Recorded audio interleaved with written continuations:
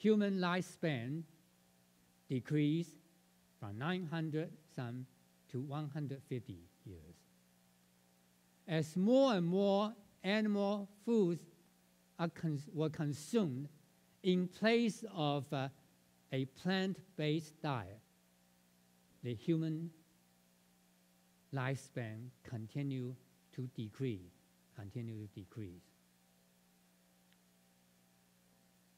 Our emphasis for this week, or I should say, the theme for our community health improvement seminar this week is how to prevent killer diseases, and how to prevent and how to reverse killer diseases. The killer diseases we see today happen to be same as the Egyptian diseases that occur among those Egyptian dignitaries more than 3,000 years ago. A few minutes ago, this morning, Esther gave you some statistics. We can review a little bit regarding the killer diseases. If I were to ask you, what is the #1 leading cause of death in the US today, what would be your answer? Heart disease. You're right. What is the #2 leading cause of disease? Oh, you already answered even before I finished the sentence. Wonderful. That's right. Cancer is the answer. You know, in the last several decades, National Institute of Health and the National Heart Institute and the National Cancer Institute had told Americans that for most part, these diseases are related to diet, and they are preventable. Let me repeat. Most of the killer diseases, according to NIH, National Heart Institute, National Cancer Institute, for most part, the killer diseases we have today are related to the diet people consume and are preventable. Unfortunately, the focus of the health care for last many years has been mainly on treatment and very little on prevention.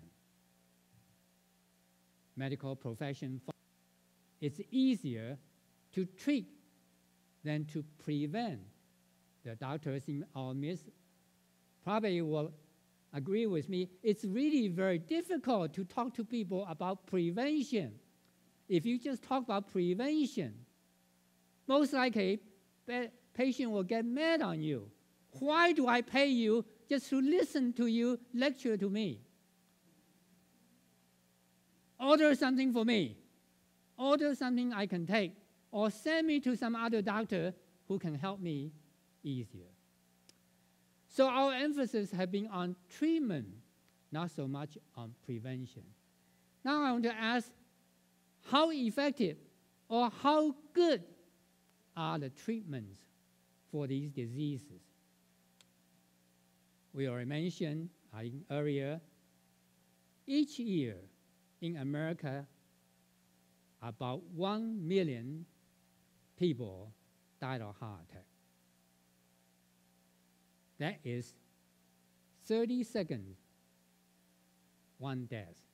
Every 30 seconds, one person in America dies of a heart attack.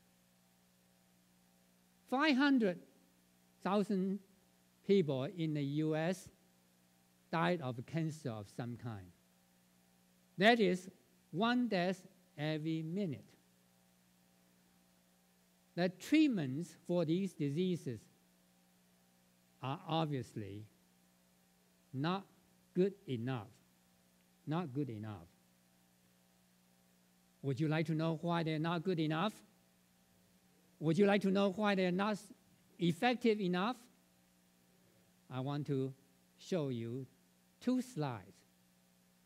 The reason the treatments are not good enough simply because the treatments are mainly treating the symptoms rather than the cause of the problem. In this slide, you can see there's a problem. I think everybody, young people, can you see there's a problem? The whole floor is flooded with water. You see these 2 young men, 2 gentlemen, struggle very hard trying to remove the water. One person has a balloon, try to sweep the water. The other person has the, I guess, a homemade mop, try to remove the water. Treating the symptoms. This slide shows one person actually is using the high-tech pump to remove the water. And the other person still uses the traditional mop to mop the water. Now, in the inset on the right upper corner is the committee meeting. Committee meeting trying to come up with a more efficient type of pump to remove the water. No wonder they're not very effective. Water's still there. So we need to look into the cause of the problem. Now the cause in this case is very obvious. A lot of time cause is not so obvious. But from our standpoint, it is still very obvious. So it's time to turn off what? The faucet. Some will say, the faucet is broken. Even you turn it off, you cannot turn it off. If that is the case, let us fix the faucet instead of trying to mop the floor with mop or even with a high-tech vacuum or water remover or the pump. Now, we know the problem. I mentioned the cause actually for the killer disease has been known for at least 3 decades. I still remember when I was in school, I loved to read the reports from NIH, the reports from Heart Institute, from Cancer Institute, because lots of data they have there showing it's our lifestyle cause our killer disease. Now to prevent and to reverse the killer disease, we need to go back to the second Bible text and the third Bible text we just studied today. To put it in simple terms, we need to greatly cut down the meat animal product consumption.